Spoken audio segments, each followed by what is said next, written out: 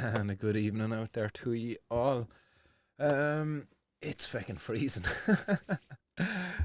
Just waiting on the studio to get warmed up here, guys. But a good evening to ye. A happy 420 out there to everybody where it's 420 right now, which is Cancun, Cayman Islands, Big Gota, New York, Toronto, Miami, Boston, Washington, Detroit, Montreal, loads of places. Who's out in the hot box there? What's happening, Shilbert? He says, vote for candidate number 8 if you know what's good for you. Definitely, guys, get out there, support the local candidates that are supporting the end of cannabis prohibition in your area. We'll dive through that there again in a little while with you, but hopefully you all know who's going to be supporting the campaign in your own area and you will vote accordingly. Met a couple of people who said that they haven't voted in the last 2 elections, but seeing as I called to their door and they got to meet me, they're going to vote this time, so that was cool. Apologies there as well if the camera is acting up. As I said, it is super cold out here. Studio's just warming up and it seems to be getting a little bit of fog on the camera. Boop, boop, boop. I seem to have made it worse. Forgive me, I will have a look at that there in a few minutes. But more importantly, let's engage in a little bit of civil disobedience on here with all you.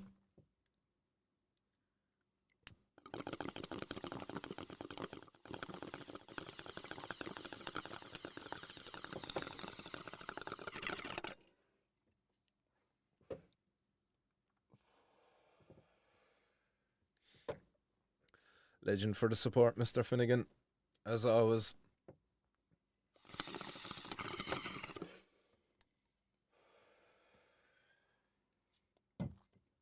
-2, good lordy. It was like 4 degrees in the studio when I came out here first. Thank God we've got that up a little bit there now since. Oh, give me a second, I'm going to quickly just clean off this camera.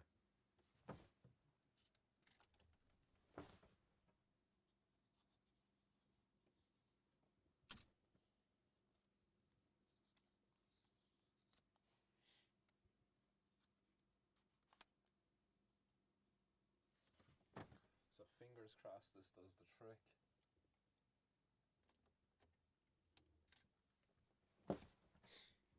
Boom, so fingers crossed there, that does the trick. Let's see. Hey. Looks a little bit better there anyway, thank God. It's now 4 degrees and cloudy, so it's friendly. Yeah, it is Baltic out there. I'll be going walking the dogs in a little while. Definitely will be wrapping up warm for that walk. That's for sure. Bobby, what's happening, Bobby? See Bobby joining us from across the pond. Hopefully it's not as cold over there on your side of the ocean. Friendly grower asking, have I recovered? Yeah, definitely feeling back to myself at the moment. Anyway, thank God. Friendly's asking there, am I feeling recovered? I had another episode there over the weekend. Had 3 fucking seizures, unfortunately. They took me down and out there for 2 days. Took me a bit to recover, but thank God back to myself there now at the moment, and long may that continue. Mad dog, what's happening? Bobby says it's 12 degrees out right now, a little bit chilly. Yeah, it's freezing over here. Mr. Finian says, Martin, just think about that time we went camping, that will warm you up. It certainly will, John, it certainly will.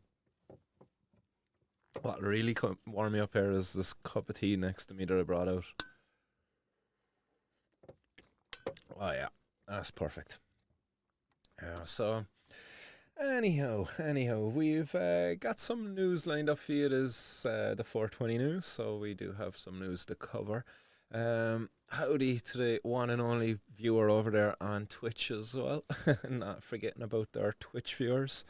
But yeah, we've got a couple of news stories from the UK, and then we're going to finish off with a few out of Ireland. Starting off out of the UK, we pop this up on screen. Boom. Or actually, we switch to this one. That one's a bit better, isn't it? Yeah.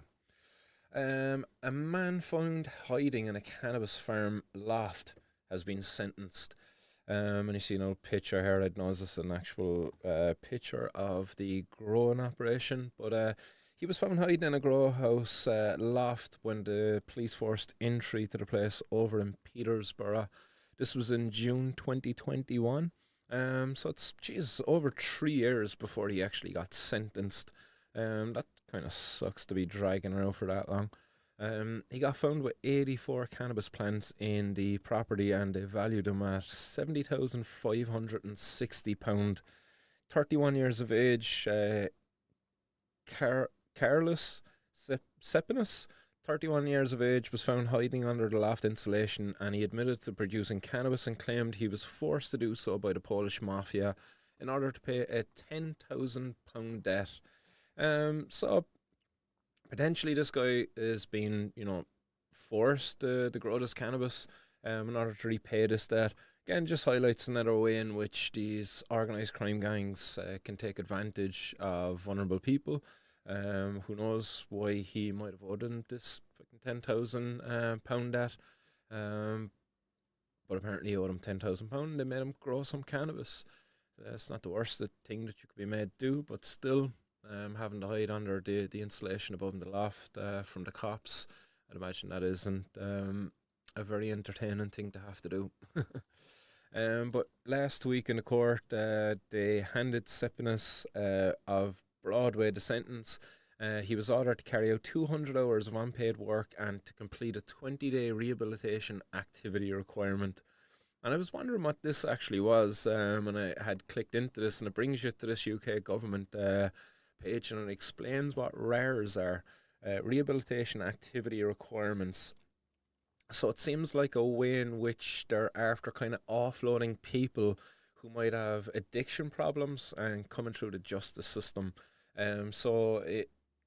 What this avoids them having to do is having to put them out under supervised work. So it just reduces the amount of pressure that was there on the, I don't know, was it the probation services or something like that. Yeah, I don't know. Anybody out there ever had to do one of these over in the UK?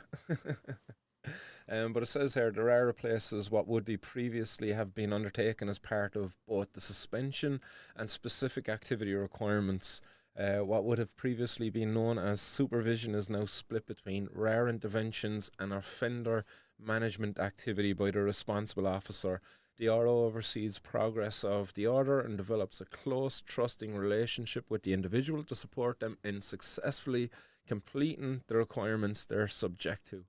The RO plans with the service user how to use the rare days allocated by the court, which activities to take part in to help their rehabilitation tailor to their specific needs. So there's a whole thing there that they've developed over there to help people with addictions and stuff like that. But again, you're getting caught in a cannabis grow house. Really, do you need to be getting dragged through all of this stuff? In fairness, I think it's a waste of fucking taxpayers' resources, really. Anybody out there in the UK having to get dragged through one of these rares? Hopefully not. But yeah, that's just one case coming out of the UK anyway, where the man got the 20-day rehabilitation activity requirement. The article continues how police found the entire house had been converted into the cannabis factory with books on growing the plant found on the coffee table.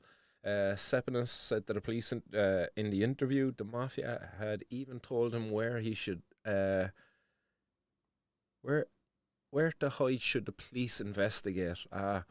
Detective Paul Baxter urged members of the public to continue reporting suspicious activity. Sepinus thought he could hide, but he was found and brought to justice.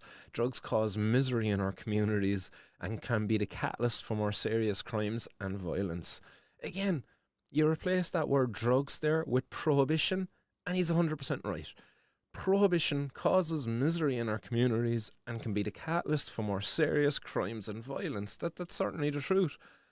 Drugs, definitely not. Like I've not ever seen anybody sit down and smoke some cannabis and then decide, right, I'm going to go out and commit some crimes now. No, that doesn't happen. It genuinely doesn't.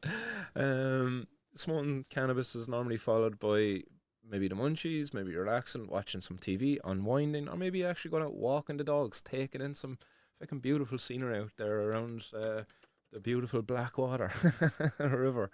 Not pointing fingers at anybody in particular who commonly shares lovely photos of the Blackwater Valley over on the Hotbox.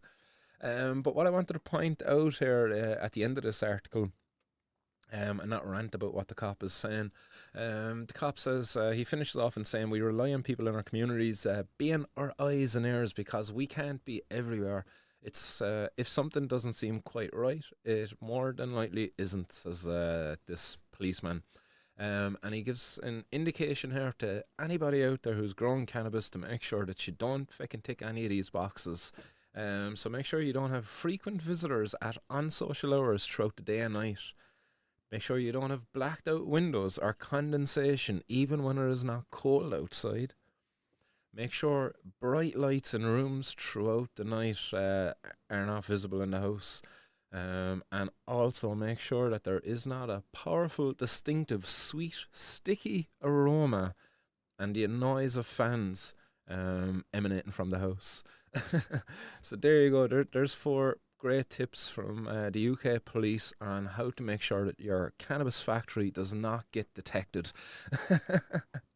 Feel sorry for this fella. He's hiding up in the attic. Like, I wonder how long he was actually hiding up there before they found him. The bloody cold is affecting that there again. It's probably me having the rad on in there as well. I'm disappearing on you. That kind of sucks. But anyhow, we won't worry too much about it as long as it's not bothering you too much. Mr. Finnegan there saying he can neither confirm nor deny that. Lads, you crack me up. Warp Baddock says smoking a joint might lead to happiness, and the government hates that. It would seem that way, wouldn't it? Really. Why else do they have these laws there? You know, how many people have been in before the courts, caught with some cannabis, and saying, "Hey, judge, I don't really have a problem here. I'm gonna have to go guilty because I've no other choice but to go guilty. But I'm not a drug addict. Being caught with the cannabis is more problematic than actually my use of cannabis." And yet the judge is happy enough to continue criminalising people and not send the message fucking to the relevant authorities, to the different policymakers who oversee this. It's insane. Like, I can understand why people would think that the government is against you being happy, against you being able to use something that is more beneficial to you than the prohibition of it is. That's for sure. And it's mad to think, they've invested so much time and money into this prohibition that's no good for us. It's supposed to be good for us, supposed to be good for society, but really, in reality, the only thing it's been good for is organised crime gangs, early access to cannabis by minors, a dangerous access to cannabis by minors. It's not brought any real benefits, has it? At least none I can think of off the top of my head.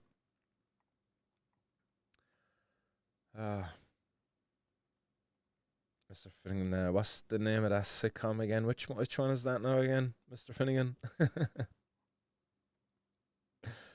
Humble Gardener says them bloody pots way too small for mother room, I think. Much love as ever, church. Nice one, Humble Gardener.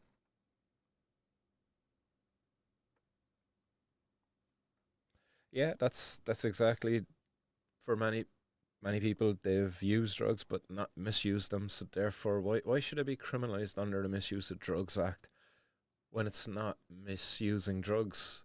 If you don't feel like you've misused them, why be criminalise us for such? It just doesn't make much sense at all. But that's what's been going on for so long. That's what people have been accepting for so long. I don't know how so many people have accepted that.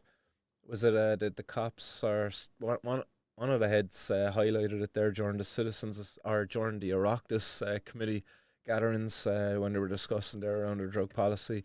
They highlighted that between 2021, I think it was, and 2024, in a 3-year, 3-month period, there was 18,000 people caught with cannabis. That's an awful lot of people being stopped and searched and caught with cannabis. And that doesn't include the amount of people who are stopped and searched and not found with cannabis. Because I know many people who get stopped and searched and they don't get found with anything. A buddy of mine, him and his family were stopped and searched there only over the weekend, pulling out of a garage. A guard, the car, the license plate came up in the pull system, so the guard pulled them in. I found absolutely nothing in the car, despite the fact that they searched it in its entirety, even with his young kid in the car. Yeah, it didn't go down well for the family anyway. Uh, Annoying to say the least. But yeah, we drive on in the headlines there anyway, and we go to another headline that's coming from across the UK. And yeah, the cops, the authorities must have thought there was something fishy going on here. Oops, hit the wrong one. Boom, next button. Boom. Cannabis growing operation set up under the guise of a fish wholesale company.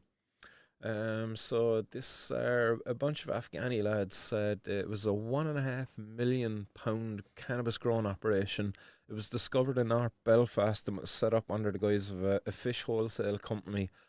The prosecutors also revealed that a 25-year-old businessman accused of renting the warehouse on the Limestone Road is being investigated over similar illicit factories in Scotland and England.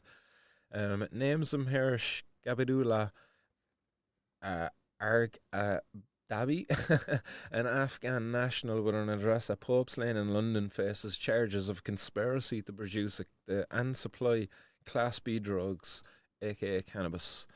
Mr. Justice McAlidden said on the face of it, this is a UK-wide cannabis production operation. The operation was uncovered on June 7th last year after the warehouse owner contacted a tenant to arrange an inspection visit. A number of people were seen getting into a Renault van and leaving the yard before the landlord arrived. The court heard, and an examination of the premises revealed that it had been converted into an industrial-scale cannabis factory, and the purpose-built factories included an accommodation area for at least 4 people, equipment, and more than 1,000 plants. So that's some size factory, to be fair, like 1,000 plants, a sleeping area for 4 people. Like these boys weren't messing around. It says there later that day police stopped the co-accused in Hollywood County Down in the van containing bags full of cannabis, and the Crown Counsel Stephanie Boyd said the drugs seized had an overall estimated street value of £1.5 million. Agrabandi was detained and brought back to Belfast in August this year, and according to Miss Boyd, he had negotiated a lease on Limestone Road, the warehouse, as part of his meat and fish wholesale firm. Police view him as the controller of the cultivation and a high-ranking member of an organised crime gang. And the barrister revealed that he's also under investigation in connection with other cannabis grow operations distributed in areas in Scotland and the south of England. There have been ongoing commercial cultivation in rented premises under the guise of the wholesale company, and the defence barrister told the court that his client had spent the last 20 years in the UK, and his application for bail was adjourned for checks to establish if he had an Afghan passport. And there was concerns about him being a major flight risk. They say here an alleged commercial operation of this nature, which is probably awash with cash, people can be spurred away out of the country quite quickly. So quite an operation there, to say the least. Again, it sounds like there's quite a large gang there operating behind it. It's not a small operation by any means. 1,000 cannabis plants, a large factory, a space enough for 4 people to be able to sleep there. That's a big operation, you know. So these guys weren't messing around at all. Again, another need we need to regulate and control it so we can understand and know where the the money is going. I suppose the who you're actually supporting in this. If you're make sure you're not supporting any nefarious individuals.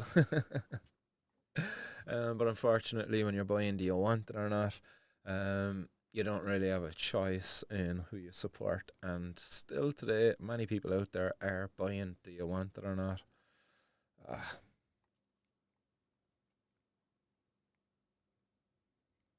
Humble Gordon says that's all over Europe, imagine, and it's been going on for years. Yep, exactly. A lot of human trafficking there. A lot of like bad stuff going on basically when in reality if it was controlled, regulated, it'd be jobs created, it'd be quality product going out there to a community, and community's benefiting off of the back of it as well, rather than actually suffering. That's the star dog. uh, who knows what it might have been? Who knows? When I seen that there were Afghani nationals, the first thing came to mind is were they making hash?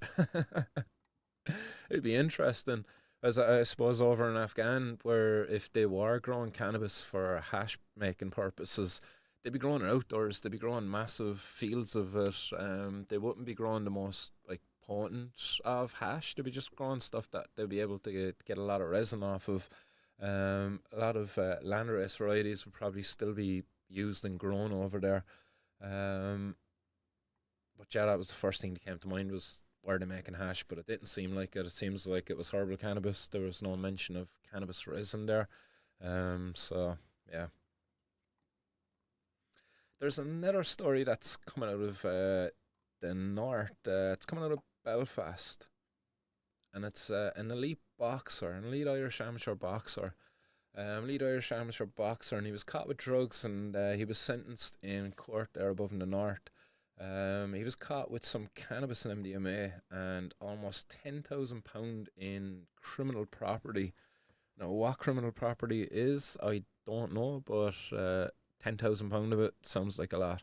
I don't know, are they using that as a to lump the drugs in together or what? They don't really give a value on the MDMA and stuff like that he got caught with. A little bit further down into the article, they talk here about a search of the property uncovering multiple bags of cannabis resin, cannabis edibles, and a large sum of cash. And it says at the time of the seizure, police estimated the haul weighed up to 12 kilos and had a potential street value of £84,000. And the police believe, based on CCTV footage, that he had brought it in from a Volkswagen car outside, and they searched that car and found more cannabis nearby. The court heard that he subsequently received a suspended prison sentence because at the time he was disqualified from driving, and during interviews with police officers he claimed he was approached in Warren Point by a man whose first name he knew but would not disclose for fear of reprisal. He claimed he was asked to look after some already packaged cannabis at his new accommodation for a week, but he thought the amount involved would be much less. And Lavery said he felt under pressure and that this man had a reputation for beating people up. And that's interesting hearing that coming from a boxer.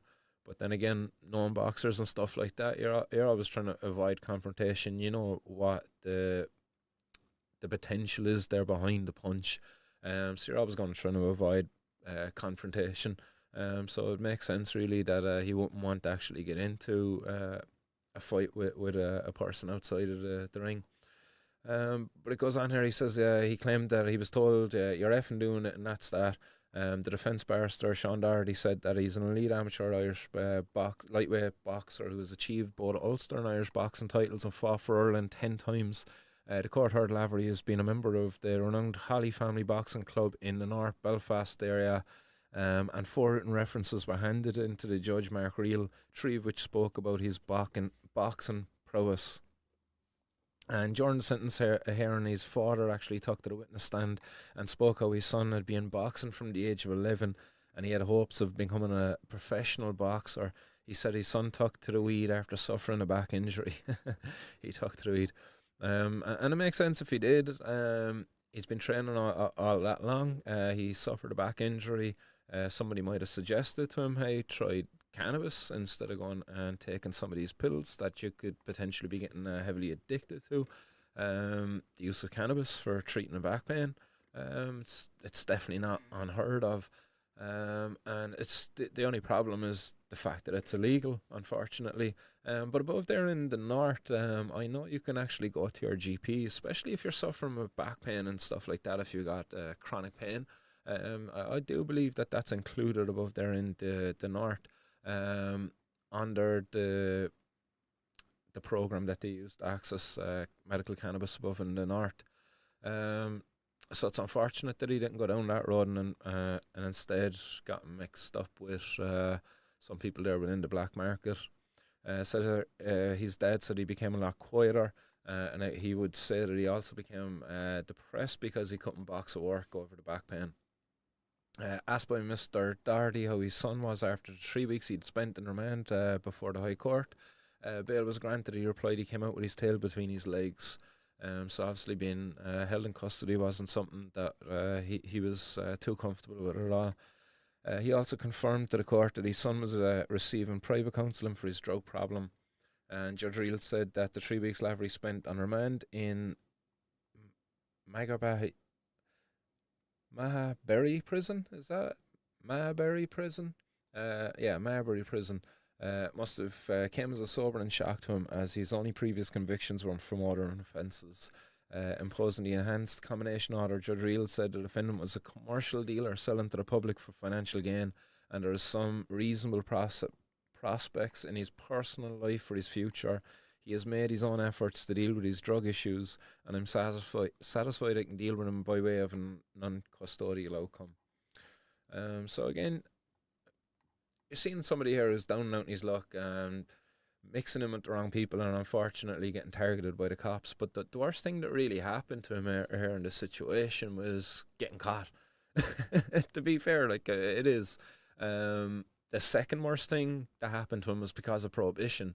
Like if he was getting threatened by people, if he was forced to be storing the drugs, that's probably the second worst thing that would happen to him. Because look, it's not the worst thing that could happen to him, because look, he's an Irish amateur boxer. He can handle himself.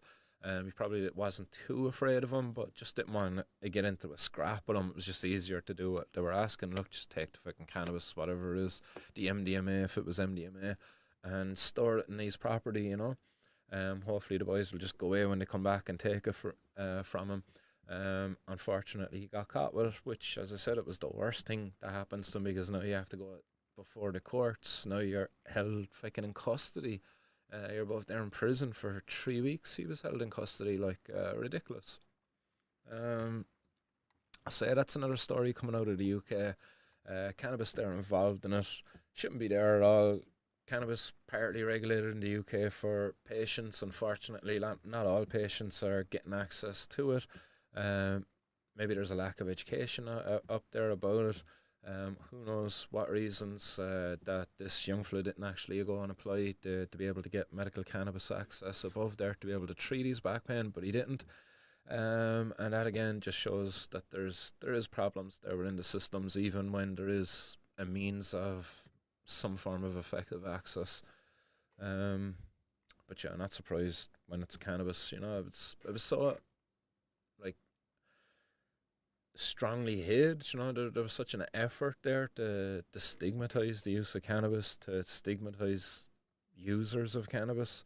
That the idea of it being used for a medicine is still kind of far fetched for some people.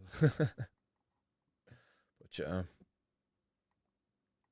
is that Mr. Finance says the worst thing about cannabis is when the cops find you in possession of it. And then the next worst thing, John, is when the local dealer is no more to give you.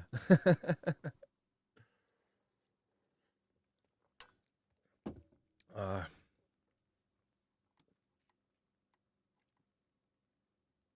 that's that property gain from the profits of criminal activity would be my guess, but you am no criminal.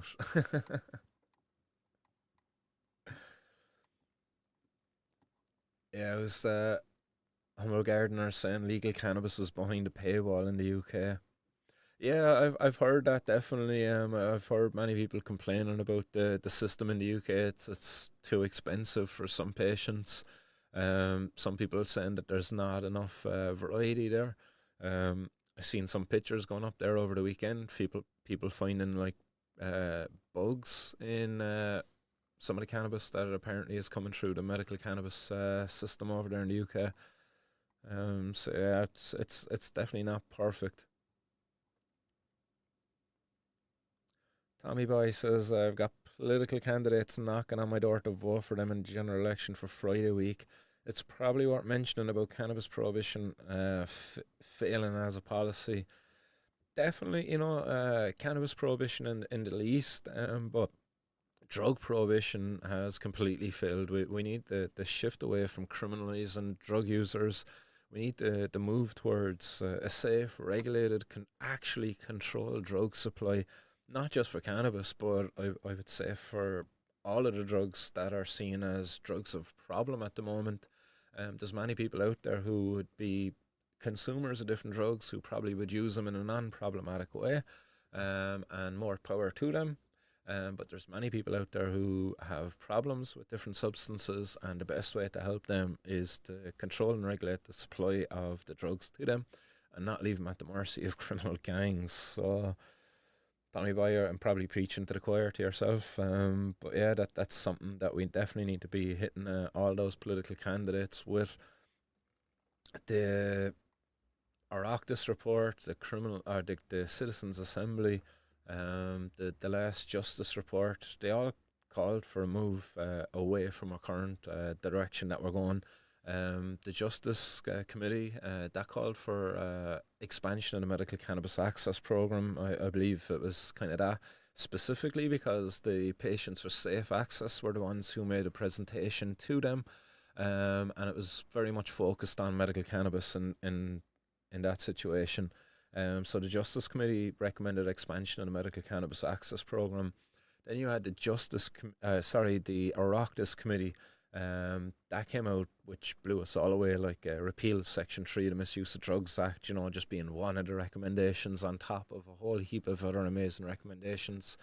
And unfortunately, we've got this election now at the moment.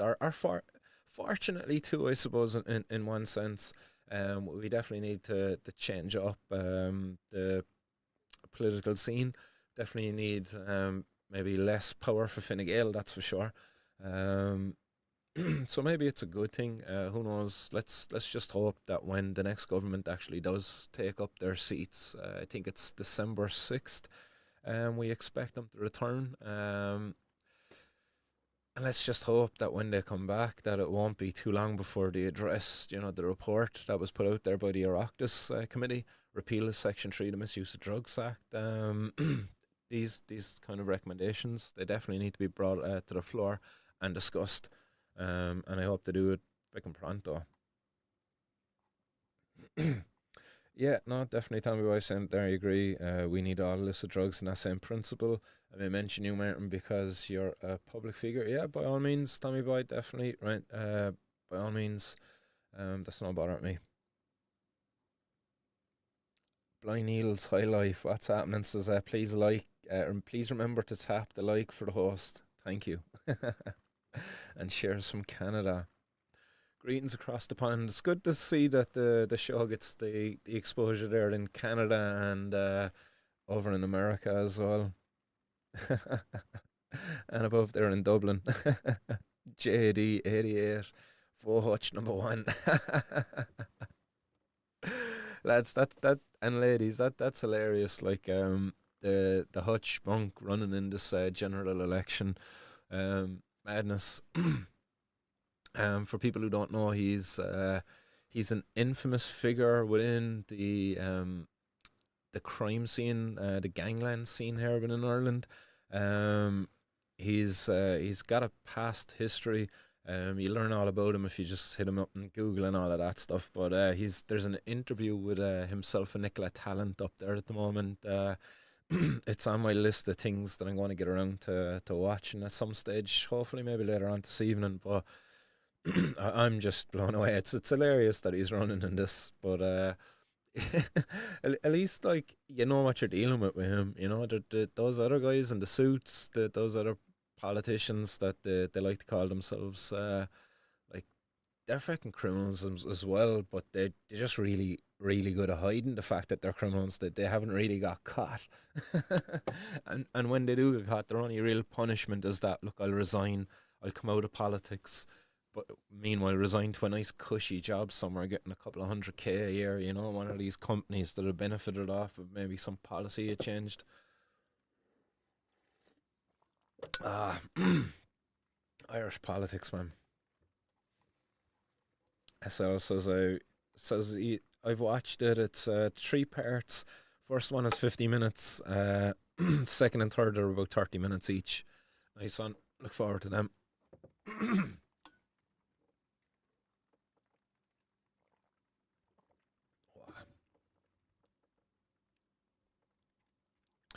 Friendly girls on the GMO this evening. Enjoy locally grown GMO, yeah. Mr. Wes says, I totally vote for Hutch. There seems to be a lot of people out there voting for Hutch. I wouldn't be surprised at all if he was to actually get elected. Not at all, to be fair. I think there's a lot of people out there who just want to send a big fu to the political system, to the mainstream politicians, and because the way that things have been going the last while, it's not been good. Like what's been going on in Irish society, it's definitely been getting worse. We've had a big immigration problem. We've had a bit of an immigration problem. And people aren't happy. There seems to be the pot boiling over in certain areas. You know, you had places, was it up in, was it Clondalkin or somewhere there like that, that there was people like burning down buildings and all of this stuff because they were turning them into these international protection centers.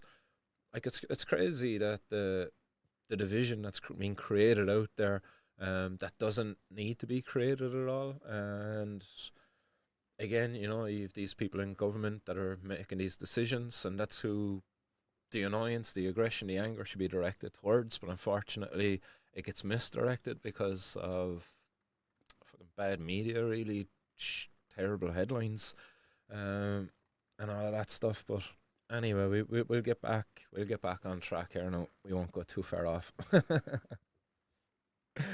Because we could get dragged down a crazy road there if we started talking about Irish politics. See Bertie Ahern's name getting thrown around here in the hot box and all. There's a name we don't see too often in the hot box. Bertie Ahern is back with Fianna Fáil and he's just as bad as Hutch.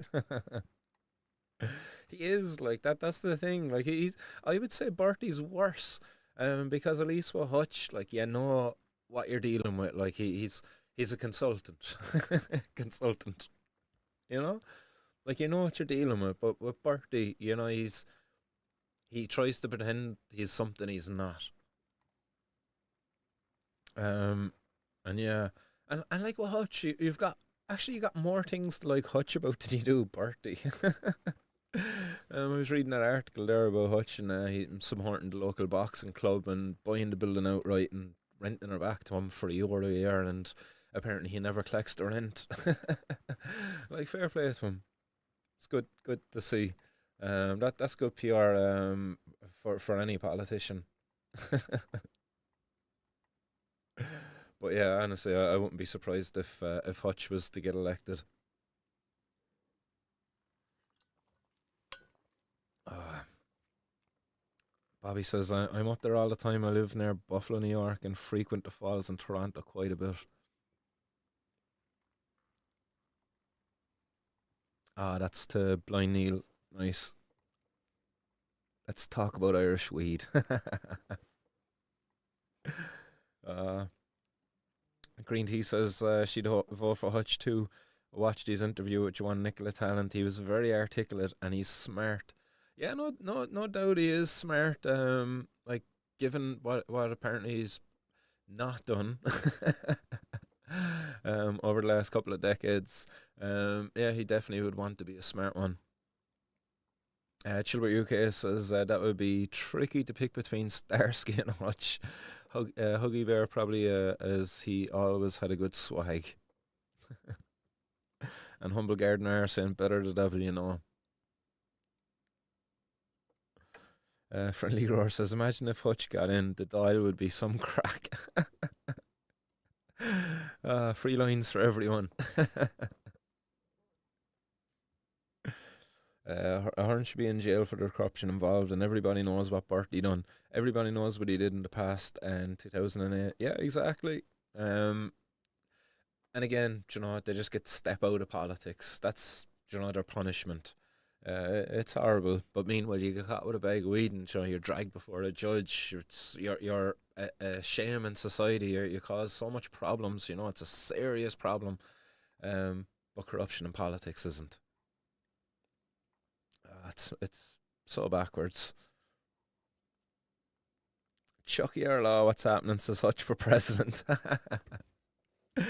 That'd be definitely where to put him anyway. That's for sure because like president is it's just fucking what's it called um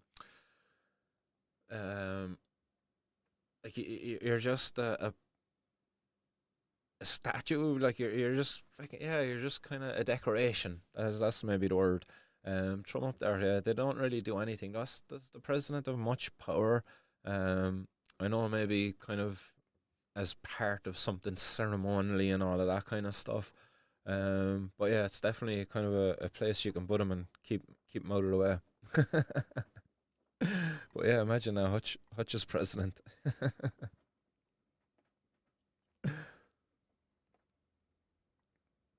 Friendly Roar says meet and greet in person. Myself and Hutch. If he's down in Cork, definitely no bother. I'll meet him for a cup of tea. I wonder will he share a blaze.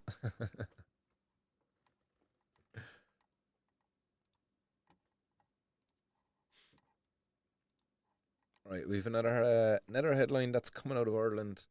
Um, this one again. This was being shared around the hot box over the weekend during the week. Um, Very clickbaity headline. Cannabis users spiked with heroin while dealers offer free cocaine to expand their market. Now, this is a claim being made by the author here, Liz Dunphy. Apparently, children as young as 13 have been offered free cocaine samples by dealers when they buy cannabis, according to addiction therapist Michael Guerin. So, apparently, some kids have been reporting to this addiction therapist that their dealers have been offering free cocaine samples when they go and buy cannabis.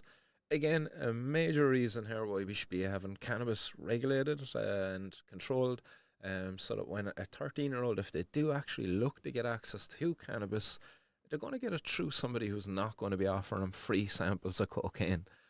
Most likely, they're probably going to ask their cousin or uncle or somebody, who's sound maybe, who's 18, and well, who mightn't be buying it. Yeah, buying it for 13-year-olds probably definitely on the younger side. But your older cousin be willing to do that for you. Who knows? But it definitely makes it a lot safer anyway than buying it off the black market as they're currently doing it.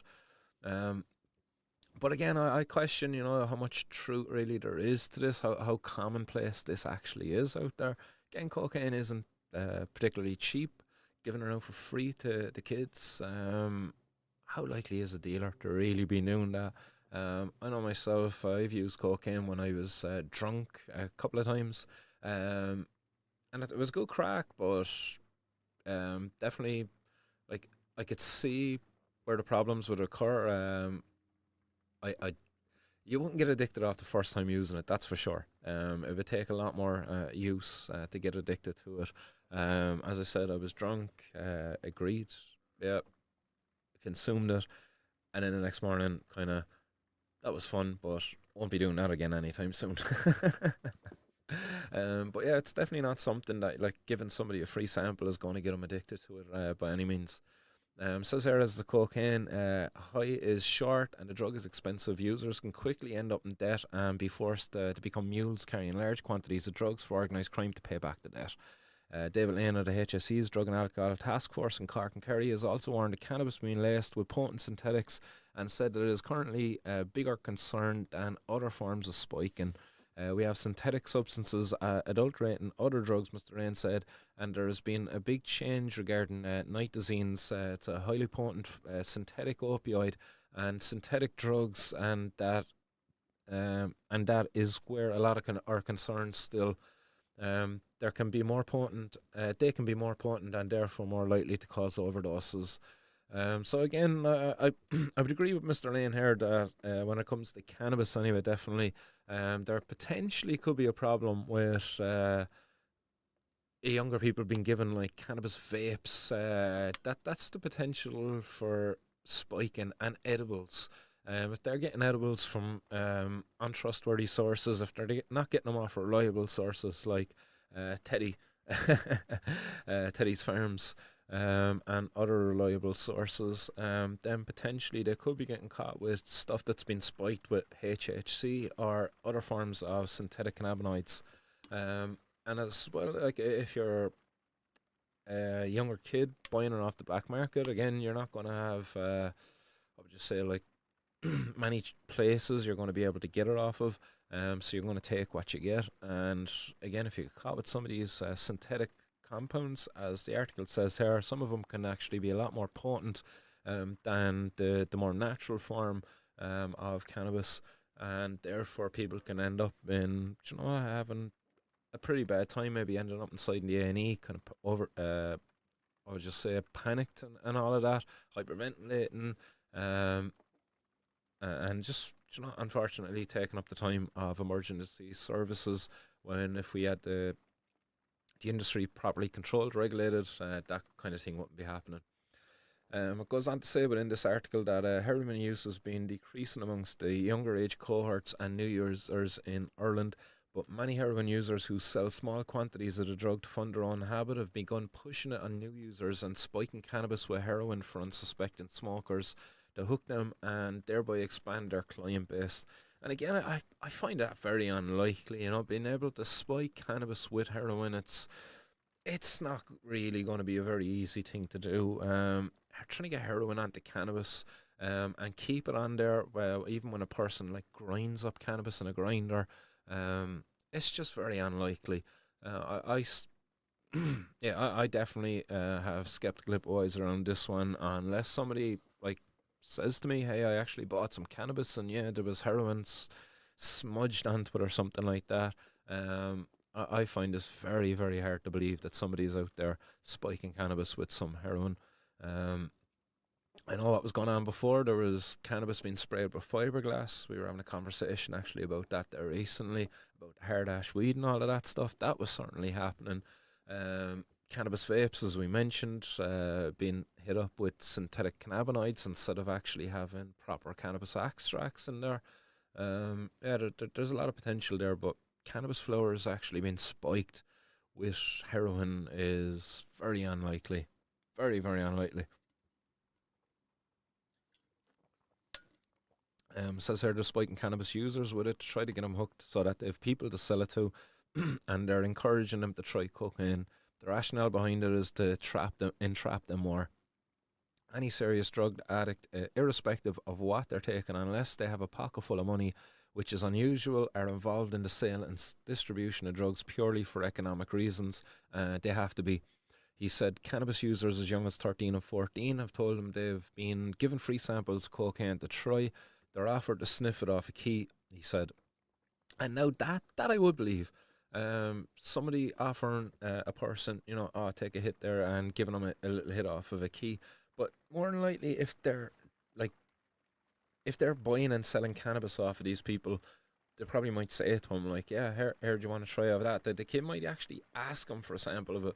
And again, this is another reason why cannabis should be controlled and regulated, so that people who are selling cocaine at the same time don't have access to our young kids so easily. It's just insane that we continue with this model. It says they would try it, and if they started to use it at any degree whatsoever, they couldn't afford to pay for it, because cocaine is an expensive pastime, and that's for sure. They then become involved in underage moving, distributing and delivering, collecting money and all that stuff. He said it's not unusual for cocaine users to say that their habit is costing them between 1,000 and €1,500 a week. And heroin dealers are also pushing the drug on cocaine users and crack cocaine users to medicate the cocaine come down, Mr. Guerin said. Taking heroin and cocaine at the same time is extremely dangerous physically. It's like pressing the brake and the accelerator in a car at the same time. A robust drug strategy is now vital to tackle the drug problem, he said.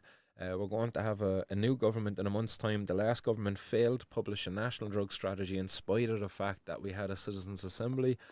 It needs to be an absolute priority to come up with a workable strategy that's going to deliver results in terms of public awareness campaigns around cocaine and in terms of trying to prevent these young people who are underage going down the wrong road. And we have, as a nation, walked blindly onto a landmine where this is concerned. Harder drugs like heroin are already being used in provincial towns and villages across the country, even in remote west coast idols of Castletownbere and Glengariff. Most towns in County Cork have some heroin users, a Garda source said, and the internet has made the world a much smaller place. You can now buy any drug online and learn how to use it online. You can be in the most rural place in Kerry and be onto someone in LA, someone in London, and you're all cooking up the same cocaine. So there you go. That's another article covering what is supposed to be a report of cannabis being spiked with heroin, but again, I find that a very unlikely story. John says, dude's been watching too much The Wire.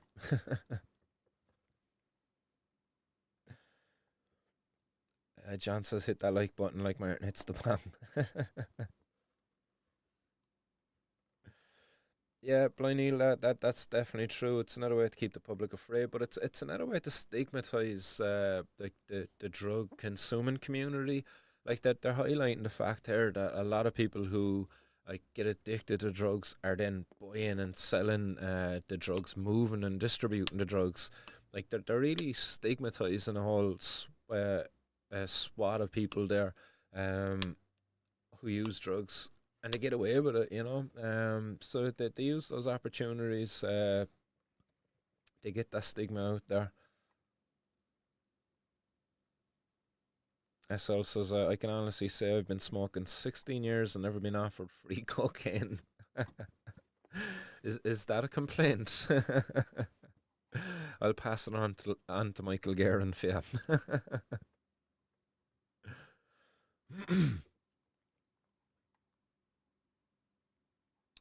Tommy Boy says, if a cop pulls you over and asks how high are you, and you respond, no, it's how high are you?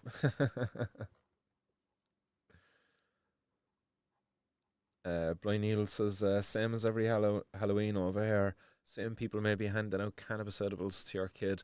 Yeah, that went on again this Halloween, didn't it? I seen a couple of articles that were kind of highlighting the fact that, oh yeah, there was a couple of kids in a school, I think it was over in Canada or something. They got caught with some cannabis edibles in the school, and it was claimed that they got them as a Halloween in a Halloween bag or something along those lines. Friendly Grower, this podcast not sponsored by Teddy's Farms.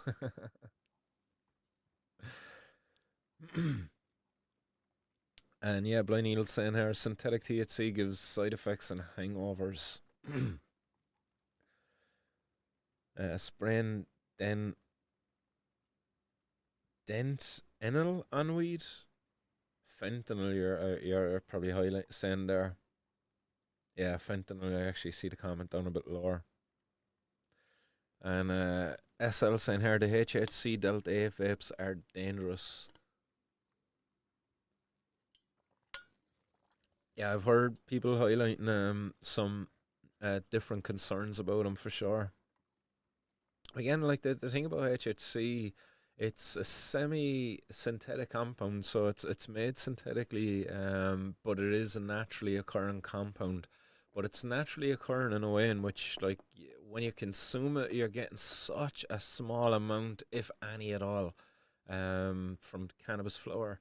It's really hard to even detect in cannabis flowers. It's in that like such a low amount.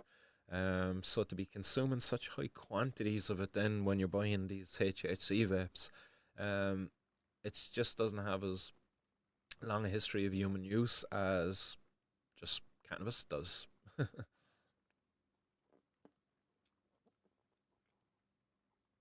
Tommy Boy says, or no, was it last year? I think actually it's not common to find crystal meth in Ireland in comparison to the other illegal drugs. I've not come across crystal meth myself. Adam O'Brien says the hard ash cannabis era was atrocious. Worst growers and dealers selling literally anything that was green. Yeah, that pretty much describes it, how it was at that time. What a bad time to be a consumer. Tommy Weiss says, would Trump being elected in the USA make it more likely for drug prohibition laws to be eased? Well, look, Trump is all about change. It depends on what the makeup of his cabinet actually is going to be, and that's if America is still there in whenever it is that he takes up office. I see there like that things might be escalating now in Ukraine and Russia because of Biden and stuff like that. So, geez, we could have a rocky road ahead. Prohibition might be the biggest problem to in the future.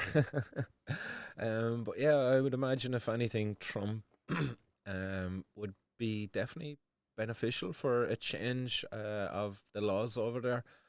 He definitely seemed a bit more open to it anyway. And the fact that your man Trump Jr. as well, or not Trump Jr., JFK Jr. Um, is in there as well. He's definitely somebody who is supportive of moving away from the criminalization of the drug user.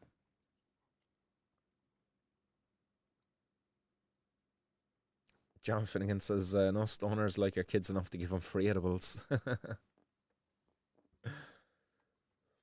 Friendly Grower says, crystal meth can be found in some garden centres around Kerry, so I heard. That was a mad story, that, like, who would have thought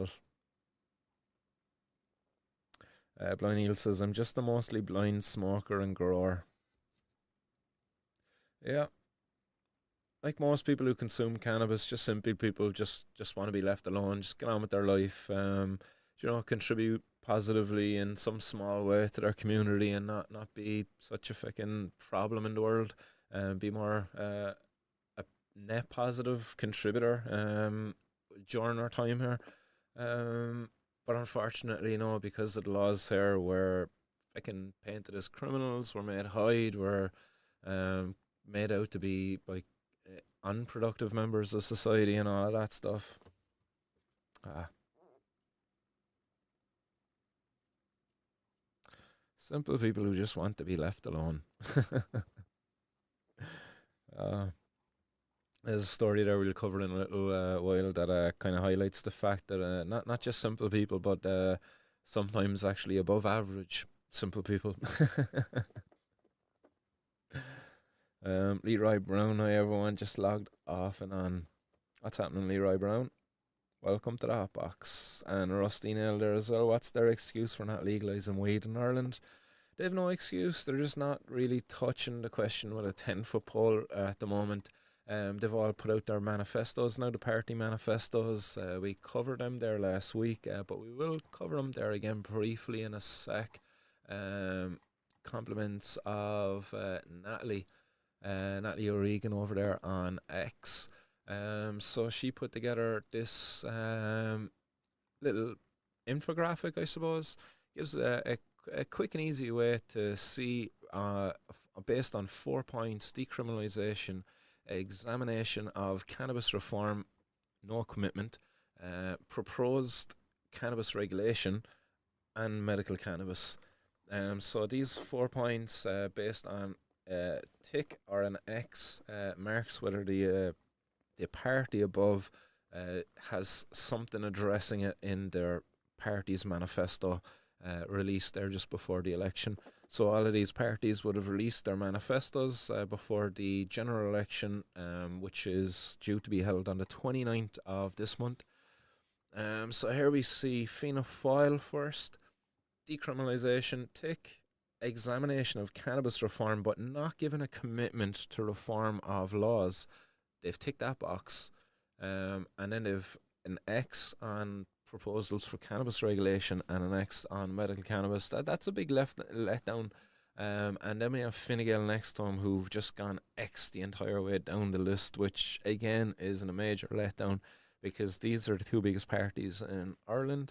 Um, these have been the two parties who basically controlled things here for the last fucking 100 years, and quite likely could still find themselves in some form of control in the next government. Who knows? Nobody knows just yet until the election is held. The votes are counted. Polls coming in suggest Sinn Féin are going to take quite a large number of the seats. So maybe Sinn Féin, along with some of the other parties and some independents, might be able to form a majority on the next government, or potentially maybe Fine Gael, Fianna Fáil, and the Green Party will get back into government again. Who knows? The Green Party has said that they won't get back into government with Fianna Fáil and Fine Gael, but again, when the offer is there, they might not be able to say no. So when it comes to the rest of the parties, Sinn Féin, Labour, People Before Profit, Social Democrats, and the Green Party, apparently they all support the idea of decriminalisation. Now, Sinn Féin have a quite limited review of decriminalisation. They believe in decriminalisation of the drug user, or sorry, of the drug addict. So that's the way it's been worded in their. They have a standalone document that they use to address addiction, and drug use. And they talk about supporting the decriminalisation of the of addiction. But it's kind of confusing because addiction isn't criminalised. So the wording there is kind of quite worrisome. um, but Natalie highlights that there as well. She says there remains a lot of ambiguity in terms of phrasing and words used by parties, but a basic snapshot below shows where each party lies on cannabis reform. So again, decriminalisation supported by all of the parties except Fine Gael. An examination of cannabis reform, but no commitment to reform the policy. That's ticked by Fianna Fáil and the Social Democrats. So Sinn Féin, Fine Gael, Labour, People Before Profit, and the Green Party are all getting an X there. But again, an X there doesn't mean that they're against cannabis reform. It just means that they didn't they didn't say that they'd examine cannabis reform. So the next one is proposal of cannabis regulation, and the only two ticking the box there are People Before Profit and the Green Party. So Fianna Fáil, Fine Gael, Sinn Féin, Labour, Social Democrats are all getting a big X there. They have not proposed any regulations of the cannabis market in Ireland. So therefore, unfortunately, they wouldn't be people I'd be suggesting that you get behind and vote for. Because we need proposals on cannabis regulation. We can't continue with the black market as it is.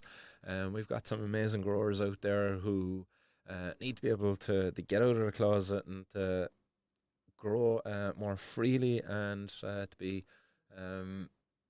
able to share with the community, their skills, their talent. And not just on the hot box. Bobby, you know what I'm talking about, man. There's some gifted people there within the hot box, and they should be on a fucking national podium somewhere, out there representing Ireland in the Olympics of cannabis growing. And then last but not least, medical cannabis. So Sinn Féin and the People Before Profit are the only two parties who've ticked the box here in that one. So they're the only two parties who've included a mention of medical cannabis in their party's manifesto.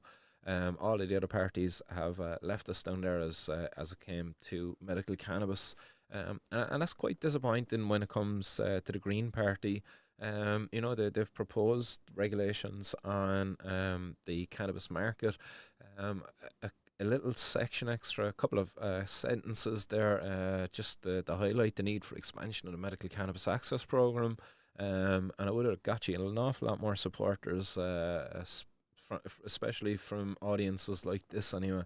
But no, unfortunately, you've left yourself down and left the cannabis community down by not taking that box, calling for an expansion to the medical cannabis program. Unfortunately, so nice one, Natalie, and the Cannabis Review for sharing with us that nice little infographic showing us the different positions of the parties when it comes to drug policy reform in Ireland.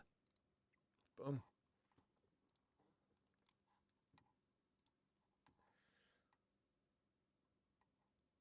What's been said in the hot box?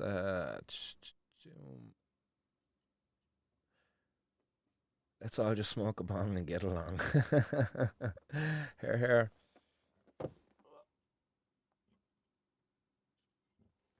Yeah, get me bowl out of the bong, empty it out, and pack it up.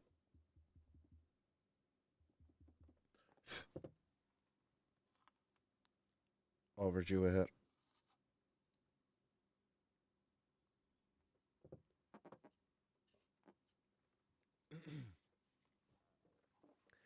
Adam O'Brien says Green Party against medical cannabis. Otherwise, there's.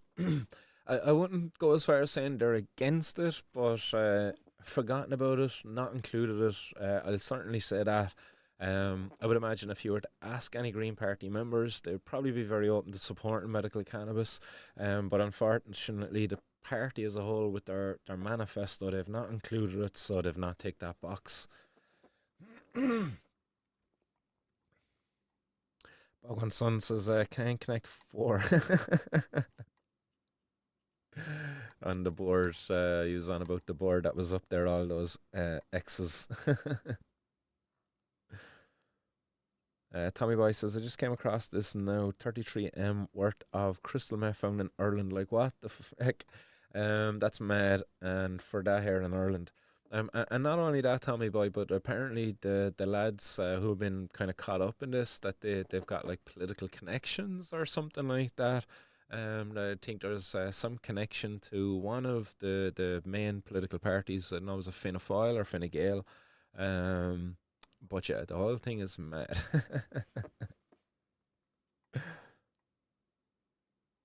At Martin Fed alert.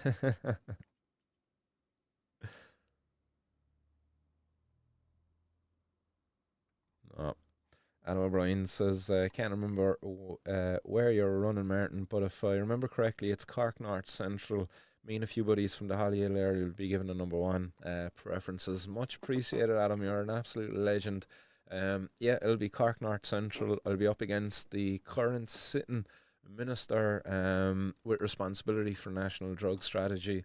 I've been looking for an opportunity to be able to challenge him on his position, on the fact that the government have actually not released any comment, any statement in response to the Oireachtas Committee's report, in like response to the Citizens' Assembly.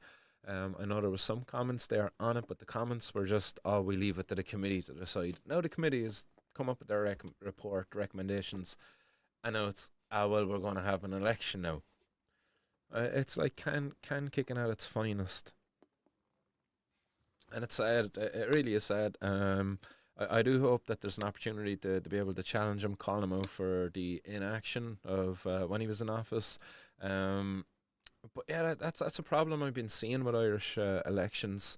We don't have organised debates for elections in local communities. And I do think that should be something that should be pushed more often. Like, we've got great places within local communities where those communities could be bringing their local representatives, putting them up on a stage over the course of 2 or 3 hours, having a local freaking radio host, Neil or PJ, as you say. But Neil or PJ could be coming out to these local communities and hosting these debates between the candidates, asking them questions that have been voted on by local communities, local community groups, and put to the candidates. And we get to see who the actual person is, not just a fucking picture of them up in a poster, not just them when they're actually going around door to door with their supporters, and telling you all sorts of lies. So I do think that's a shortcoming of Irish elections, that we don't have organised debates.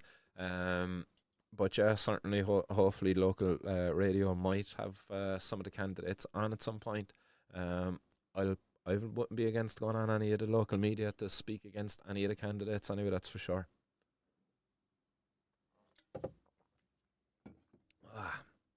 Because there's a lot to be talked about, you know. Um, we've a couple of headlines here, and it says it in the headline. Like this headline here: vulnerable woman who is delivering phone order drugs to West Cork customers avoids jail. And this woman admitted in an interview that she travelled to West Cork to sell drugs that she'd picked up in Cork City. And she's described here as an articulate, intelligent, but vulnerable woman, and she was openly caught dealing cannabis in West Cork, and now she's been given a 3 year suspended sentence. 3 years.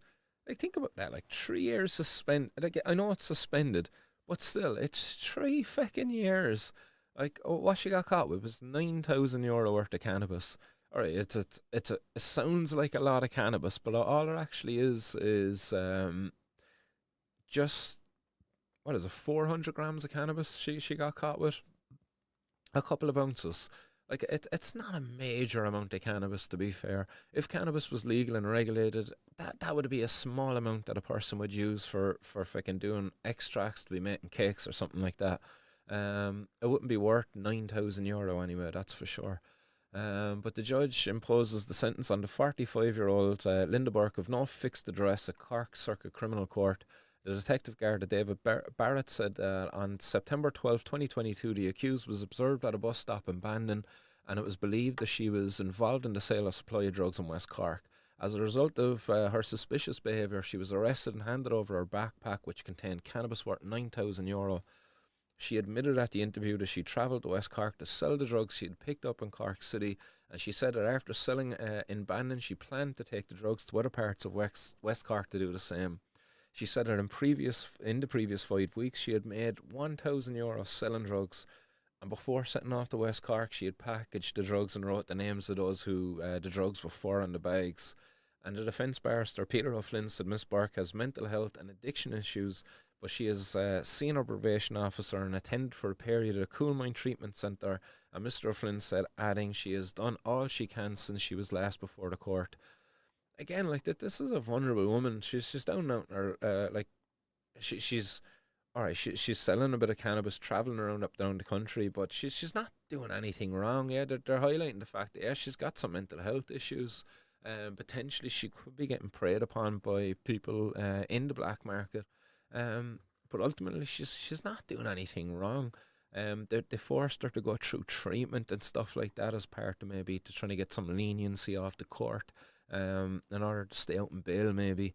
They go on here and say that you've been seen by the Gardaí engaging in this conduct, and you were a delivery person for drugs for payment, albeit that you were a person with an addiction.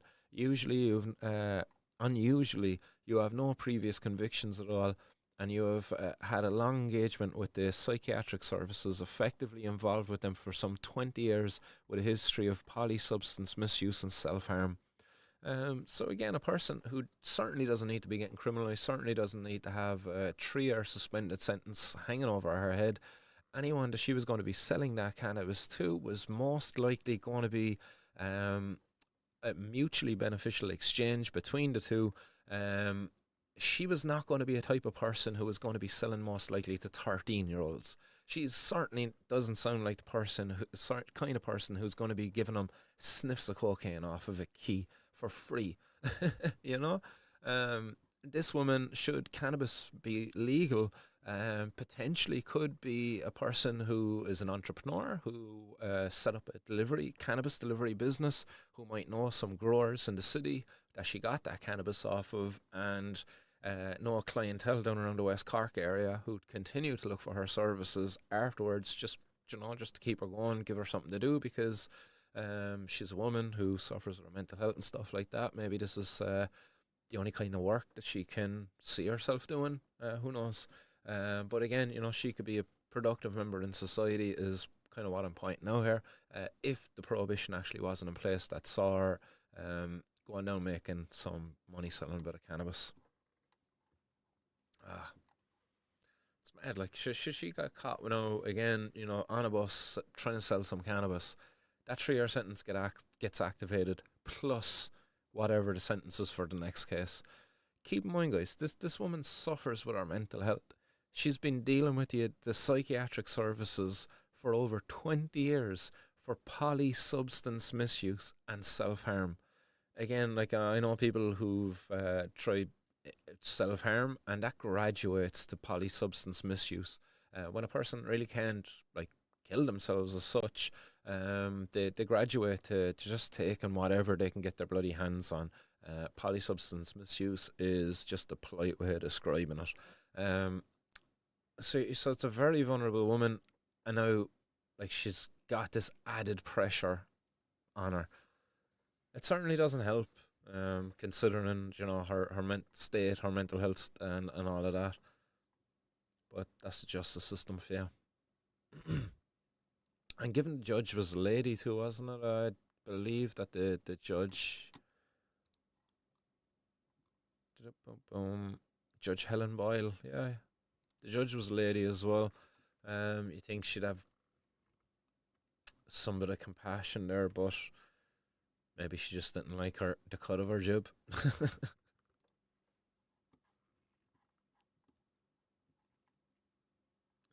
Yeah, there you go, Mr. Wes saying 450 grams. You could get that off of one plant, and what a plant that would be.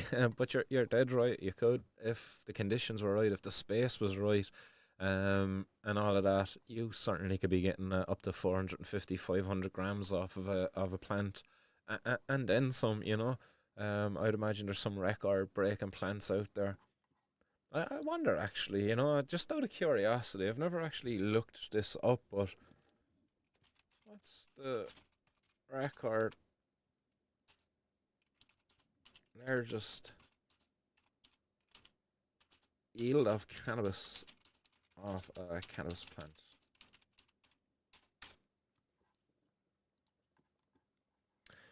Zamnesia. So here we go. We pop over to Zamnesia for this one, which 9 cannabis world records. So there we go for a bit of fun news.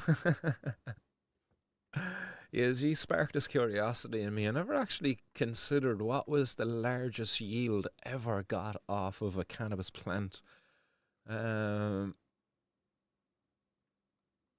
what are they saying in this? The world's biggest yield from a single indoor cannabis plant is a remarkable achievement, weighing in at an impressive 1,300 grams of bud.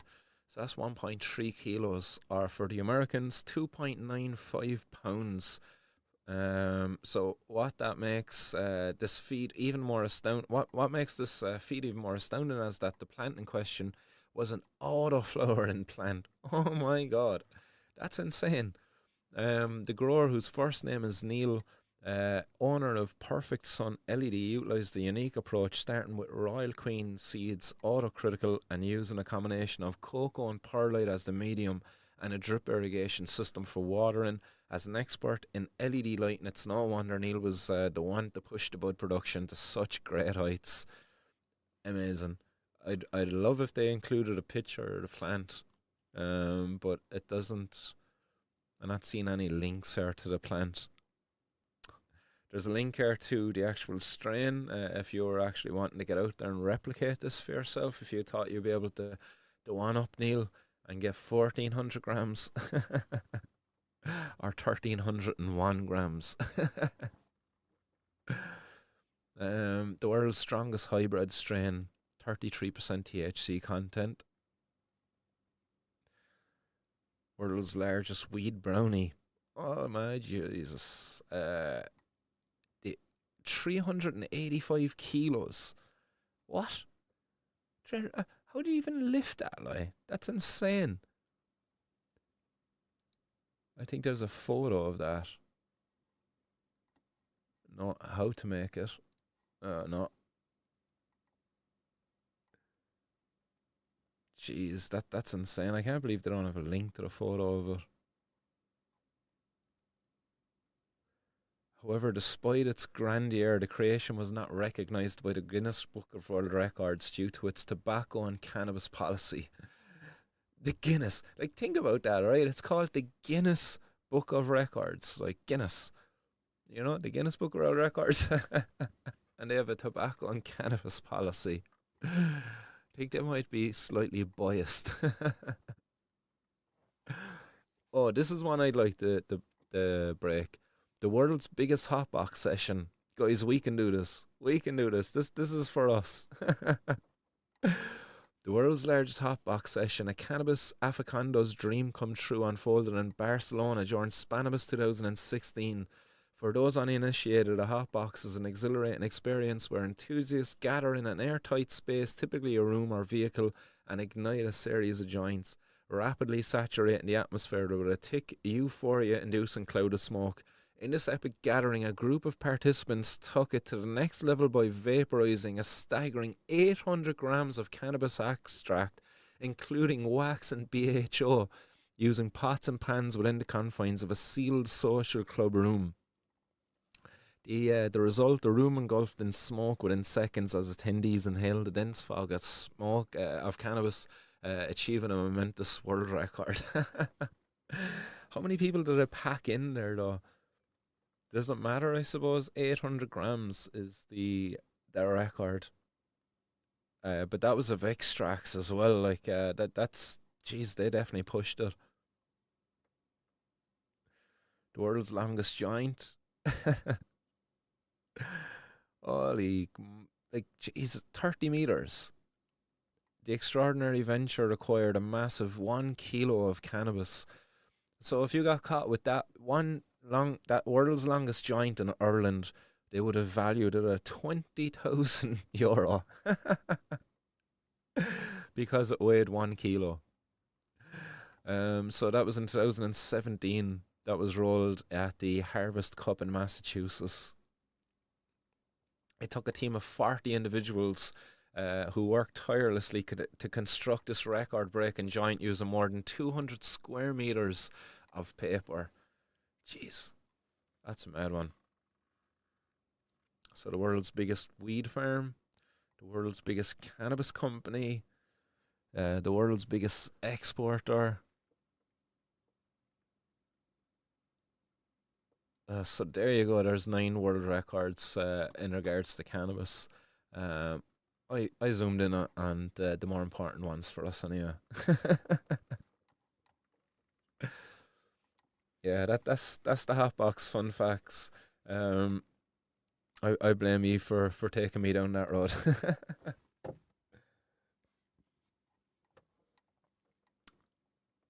Yeah, that's absolutely insane though. 1,300 grams off of a single auto floor. Nuts. Definitely needed a lot of supports anyway. A lot of staking was getting done for that one. Kingfisher Martin's fun facts of the day.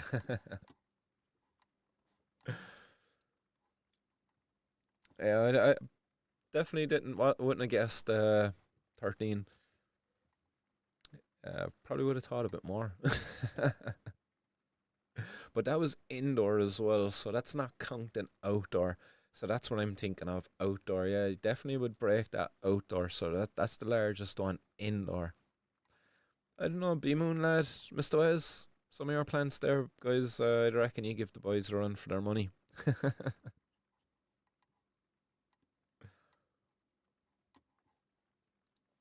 Right, so that is one of the headlines there covering a vulnerable individual. And then the next one, there's 2 headlines that start with vulnerable. So this is coming out of, I'm getting told it's bedtime. I'll be in soon, love. Here's another one. A vulnerable Cork man avoids jail for storing 20 kilos of drugs at his home. So in this court, yeah, they heard that the man who has worked very hard to overcome a cannabis addiction that began at the age of 14. The Gardaí seized cannabis and cocaine with a combined value of €20,000 at a house in Cork City. Whoa. but it emerged that the accused man was a vulnerable person preyed upon by others, and that he has since managed to do much better in his life. So the judge, Helen Boyle, took into consideration as she imposed a fully suspended 3 year sentence on the 26-year-old, whose name and address is given here, living up in the north side of the city. So if you're out there, um, be looking for your vote. People like yourselves shouldn't be preyed upon if that's what's happened in this situation. But again, people like yourself, a low hanging fruit for you to be able to make a bit of money out there shouldn't be to engage in the sale and supply of drugs to, um, especially vulnerable people out there in the community. That's for sure. So situations wouldn't like this wouldn't be happening if we had proper policies in place. So definitely give me your number one, and I will see those policies changed. Judge Boyle says she had no choice but to consider the gravity of the offence. There were a number of illegal substances found in your house. You were storing them for a third party. You were addicted and able to get cannabis at a reduced price by agreeing to store the drugs. You have particular vulnerabilities which reduce your culpability. You have saved the state time and expense of the trial by pleading guilty, and you have no previous and have not come to the attention of guards since. Oh. I blame Crean now for mentioning bedtime after making me start yawning. Reports from your addiction counsellor and your GP show that you are a young man who has particular difficulties with mental health history, and you have a history of engagement with mental health services. You were vulnerable, immature, and somewhat easily led astray. You fell in with a crowd who are not good for you, and you use cannabis to self-medicate. So again, here you see a missed opportunity by the I suppose the health services to actually help a man who certainly needed our help. But you see another reason why we need to end the prohibition of drugs, because these organised crime gangs are preying upon people who are easy to prey upon, as it's mentioned here, like the guy, he was a vulnerable person preyed upon by others, and it's yeah, they see this, they see this in people, and they prey on them. You store drugs for unscrupulous people. You are getting cheaper cannabis, exacerbating your problems, and you are a very isolated individual. But if you've come a very long way in regards to your addiction issues, all of the objective evidence, including your own analysis, is that you worked very hard to overcome a cannabis addiction that began at 14 in an effort to fit in with your peer group. You have made great strides. You have made huge improvements in your lifestyle and well-being. In all the circumstances, the judge said, "Oh, jeez." The judge said she would impose a fully suspended 3 year sentence, and the drug seizure that resulted in the charges, including having cannabis for sale or supply, was made on January 7th, 2023. So again, they got this one into the court a little bit quicker. We've seen their earlier cases, they're taking quite a bit of time to get them before the courts. But again, you see a 3 year sentence being handed down in this case for how much cannabis did I mention? It doesn't actually mention, or 20,000. It does mention it above there. 20,000 worth of drugs discovered in the house was cannabis and cocaine. Doesn't actually say how much cannabis, but a combined value of €20,000.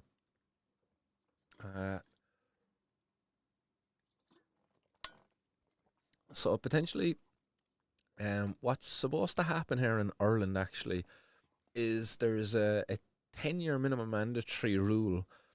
So if you get caught with over €13,000 worth of drugs in Ireland, you're actually supposed to get 10 years, and it's a minimum mandatory sentence that you're supposed to get handed.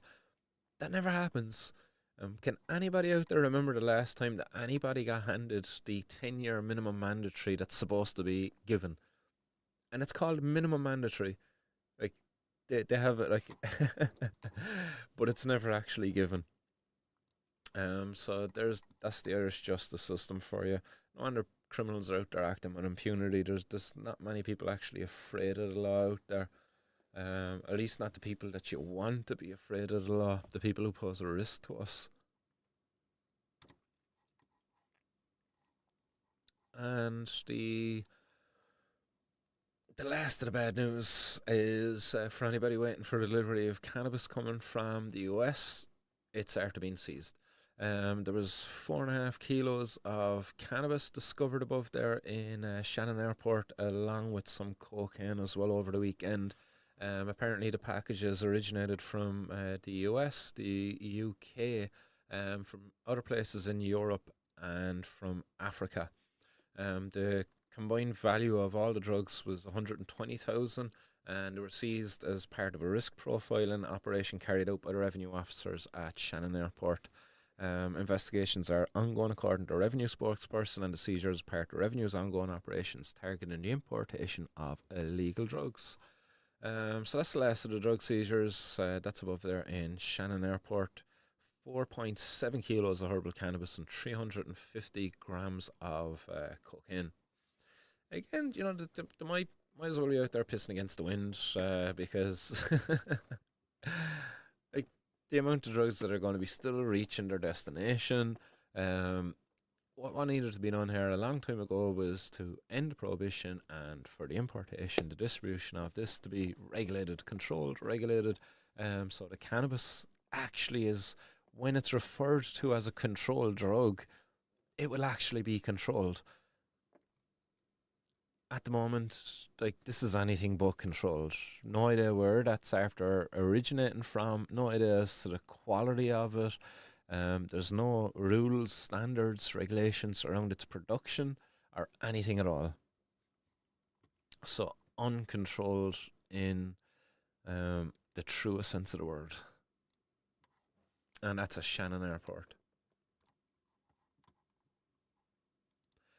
And some good news for anybody out there who is interested in long-term use of cannabis and its effect on our cognitive abilities. So a study has shown that long-term cannabis use is not linked with cognitive decline. This is a study that's coming out of Denmark, and it examined the relationship between lifetime cannabis use and age-related cognitive decline in a sample of over 5,000 men from the Danish Age and Cognition cohort. This is a group designed to study predictors of age-related cognitive decline from young adulthood to late midlife.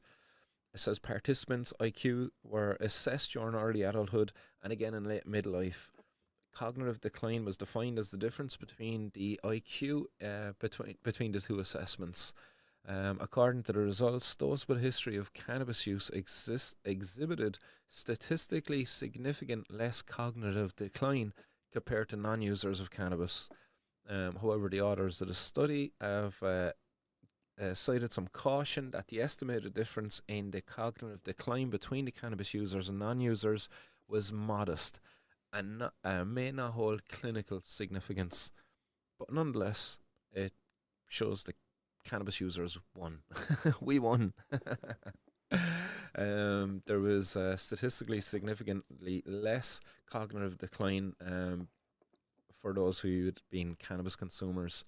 That's some promising results coming out of that, and it supports like some other studies that have come out that have been supported, like cannabis being neuroprotective, anti-inflammatory and stuff like that.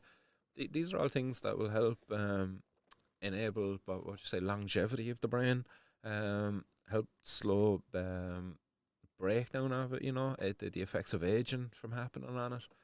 But it goes on, it continues in this article saying that among cannabis consumers, neither the age of initiation nor frequency of use was associated with negative effects on cognition. Over half, which was 51.1% of cannabis users, began consuming before the age of 18, and with 43.5% beginning between the ages of 18 and 25, and just 5.4% after this. The reduction in cognitive decline could be due to the characteristics of the participants rather than the effects of cannabis itself. For example, cannabis users tended to have higher baseline IQs and education levels, and tended to smoke more tobacco and consume more alcohol. So that's what I was kind of hinting at there earlier when I was saying that us as cannabis consumers, we tend to have higher IQs.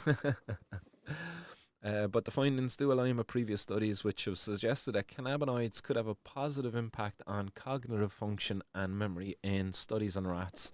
The authors conclude this study contributes to the sparse knowledge on the subject and aligns with most existing studies suggesting no association between cannabis use and greater cognitive decline. So again, the stigmatic kind of stoners, stupid stoners, dumb stoners, and all this kind of stuff. It's actually not true. Maybe when a person is really high, they can be a bit slower to act and react. But for most people, the effect of cannabis use on their cognition is like, again, I'm sitting here, I've been reading this, being able to kind of continue, and I'm not being cognitively impacted. um, it's probably the late hour getting to me no more than anything, more than the use of cannabis. But it goes on to say in the article that more specifically in the present study, cannabis users experience slightly less cognitive decline compared to non-users, and the association remains significant when controlling for potential confounders. Among cannabis users, no significant association was found with cognitive decline for either age of initiation of cannabis use or frequent cannabis use. They add further studies needed to investigate whether these findings reflect that there are no adverse effects on cognitive decline, or that the effects of cannabis use are temporary and disappear after a prolonged period of time. So an interesting study nonetheless, kind of dispelling the myth there that cannabis use could lead to cognitive decline. The study there isn't showing that. Again, the authors of the study aren't allowing for the study to be used in a way to make that claim, but they are saying that it is kind of indicating that there should be more examination into this, because it is showing some promise. Yeah, Tommy Boy saying it. You can't spell healthcare without THC.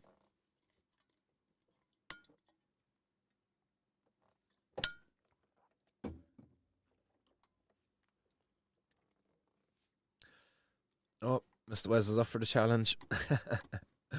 I look forward to following that. Tommy Boy says they must have made that long joint in a place where it's legal. You wouldn't get away with that from a place where it's illegal unless you lived in the middle of nowhere with a lot of space. Yeah, definitely not. Um, imagine though trying to roll that like 30 meters long. What did I say? It took like 40 people to roll it. I'd love to see that. Like, I wonder, can we find a picture of that world's biggest joint?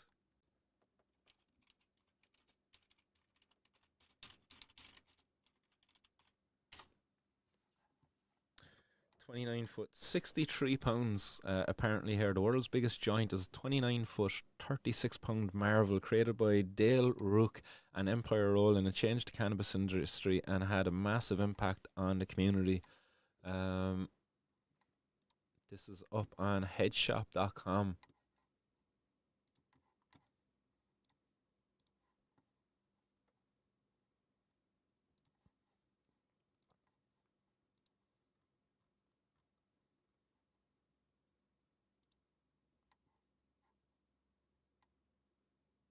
The world's biggest joint, apparently.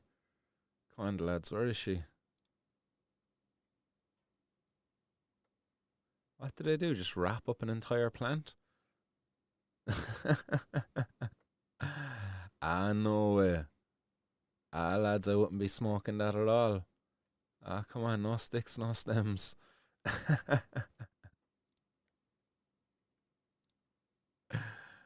And they're hardly making it with.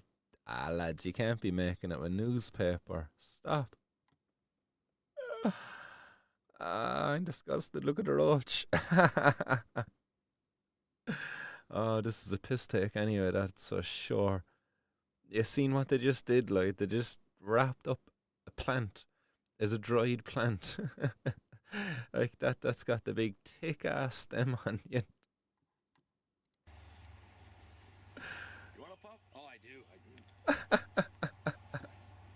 Here, man. Oh, good lord, I'd hate to be taking a drag off of that once it gets down to. Oh, it's gonna thing is on fire. This thing's fucking insane. This is the biggest joint I've ever smoked. Ever. What do you think, guys?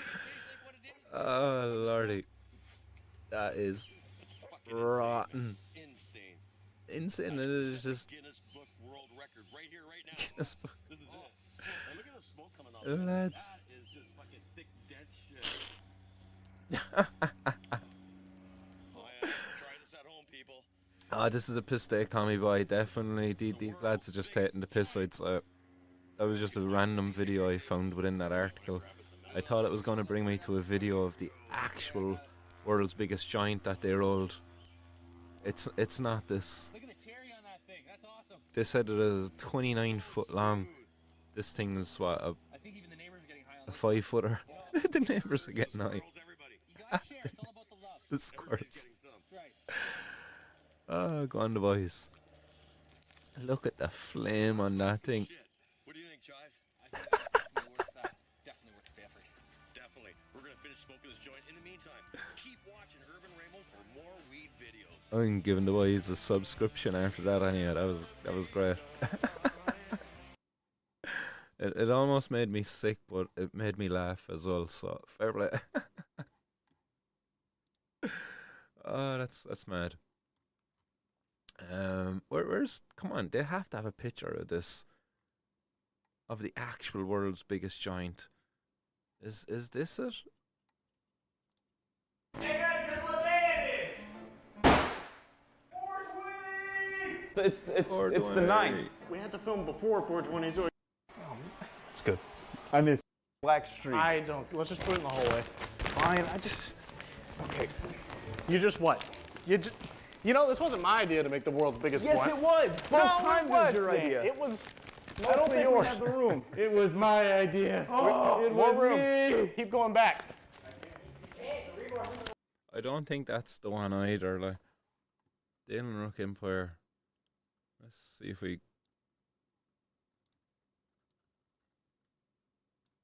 Google that image. Here they are. That's the boys. Empire. Yeah, that's the one.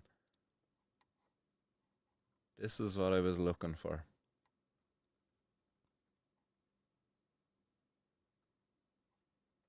And it makes sense as well that it was done by a rolling paper company. There's a fair bit of weed gone into it too.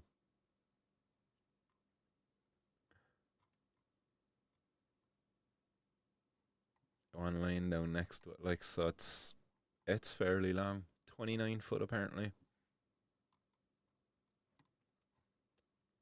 And there's the people who got rolling it. So that's a lot bigger as well. 20, is it not? 29 feet, 30 meters.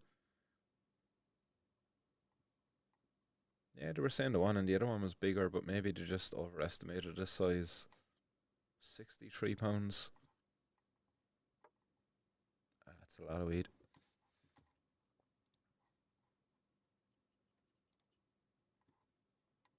Grinding her up with her light on lawnmower.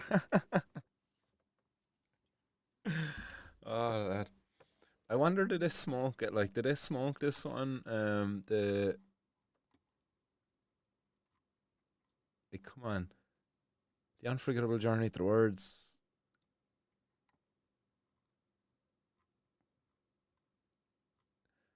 I thought they might have had an old video of them smoking it somewhere. Surely they brought it to a 420 gathering somewhere, stuck it up on some sort of a thing.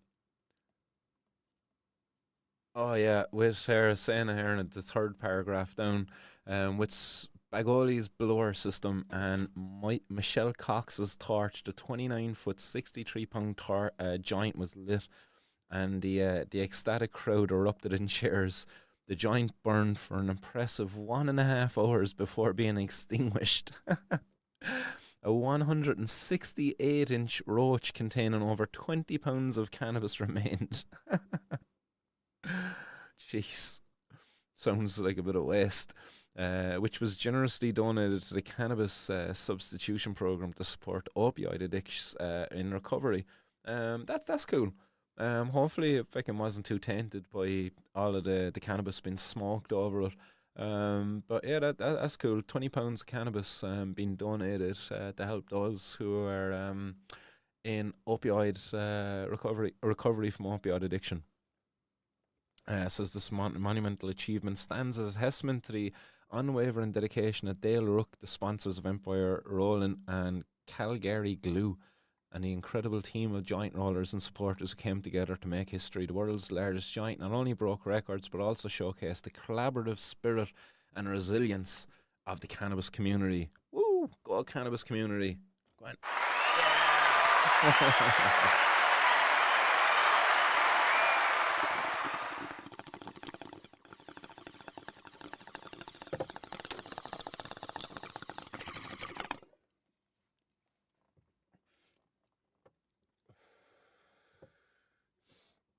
Yeah.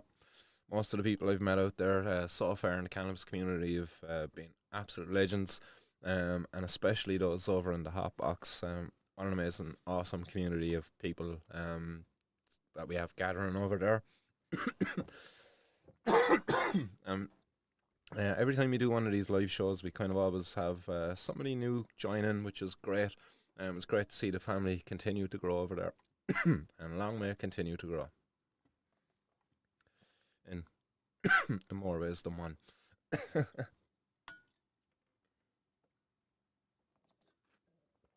Wow. So there we go. There's records being broken. World's biggest joints. That was fun going down that road.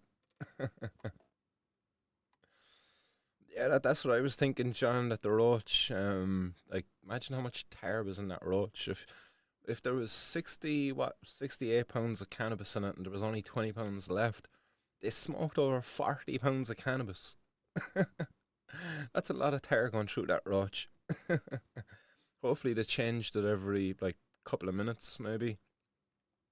Maybe people came up with their own roach. Maybe had a little adapter where you could come and just stick your little roach into and take your big puff off it. Oh, excuse me. Oh, that was lovely. Oh, in case anybody's curious, it is black velvet inside in the bowl this evening.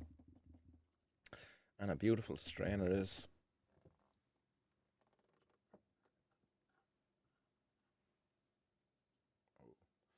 It's got a nice kind of a chocolatey vanilla vibe going on. Really, really nice. I think that's some of the background. I think it has an Oreo parent in its lineage, and that's certainly coming through anyway, that's for sure. Yeah, it's the biggest one I've ever seen anyway, that's for sure, Tommy. And apparently it's the world record for the biggest one. Although there's probably fellas out there who'll tell you they've rolled bigger. Yeah.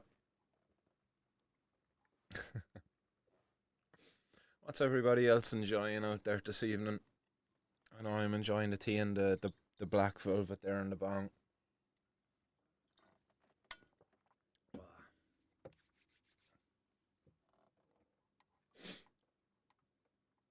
I think I can hear the rain starting to come down there now, so dog walk might be postponed for a little while. And that do be rolled earlier for it will be saved for a later date.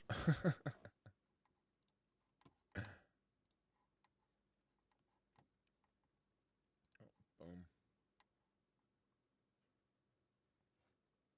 There's snow coming tonight apparently. Yeah, that'll be a welcome one anyway for the kids. Got two small kids who haven't ever actually properly experienced snow yet. At least not a snow that they would be old enough to remember. I think Elijah might have been around for snow, but yeah, he never actually got to go out and enjoy it. So oh, it's snowing in Galway now. Holy shit! Didn't think it was that cold out there. But in saying that, I've the rat on here now next to me.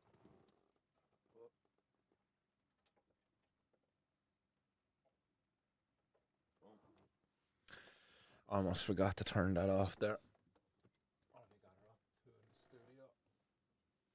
We got her up to a nice 24 degrees here in the little studio. So no wonder the camera is staying clear now.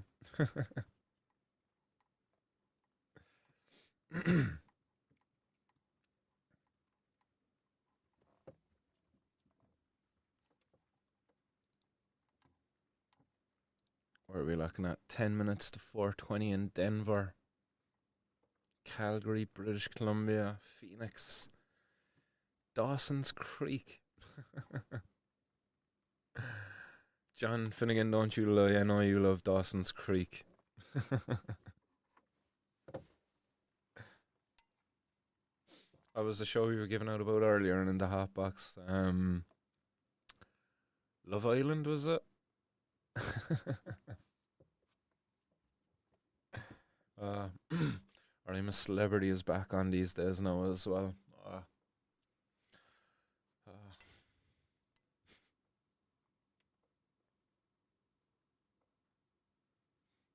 Gampro says cheers, stoners. Cheers to you too, Zelser. Right, we start offering up the last ball. We start getting ready to sign off, unless anybody's got any more amazing comments to get in there before we sign off. About to hit the last ball of civil disobedience and go in there then to the boss, get told what to do for the rest of the evening. John says they're all the same.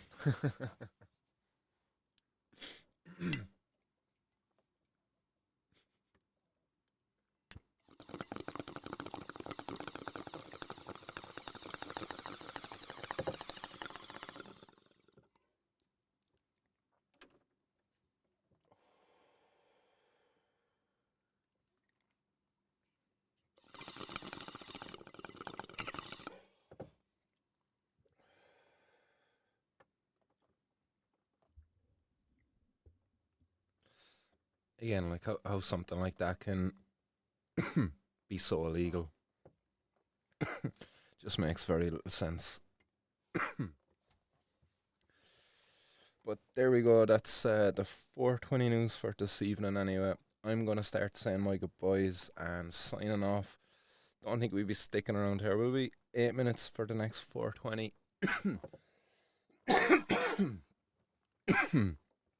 No, I better get in before the boss kills me. If I know what's good for me. Barry, what's happening, my man? Enjoy the rest of your evening. Slán, Mr. Finnegan. And says, give me hi to your fam. I will indeed, Mr. Finnegan. I will indeed. So, unless anybody else is going to be getting their goodbyes in there over the next second or two, I will catch you all back. Or just thinking now, actually, might as well address it. The court is back in this day next week. So I'm back in court this day next week. I was supposed to meet with the probation services since the last court date. But I've not actually met with them yet. I've tried to ring the probation services to see why they're not contacting me to get me in to meet with them. So I reckon next week I'm going to show up in court. There's going to be no probation report available because the probation services are too busy. They're up the walls and they weren't able to get me in order to put together a report. And that court date will be put back to a later date. So hopefully I'll have a bit of an update on that one anyway for you next week. But yeah, other than unless anything goes wrong with that, I will see you back here at the same time next week. So have a lovely week, all you beautiful people out there, and don't forget there's a link in the description for you if you want to be able to join the 24/7 Hotbox over in Telegram, which I highly suggest for anybody out there who's not a part of it. But yeah, slán to everybody. Catch you all back here next week. Stay blessed. Keep it lit. Toodaloo.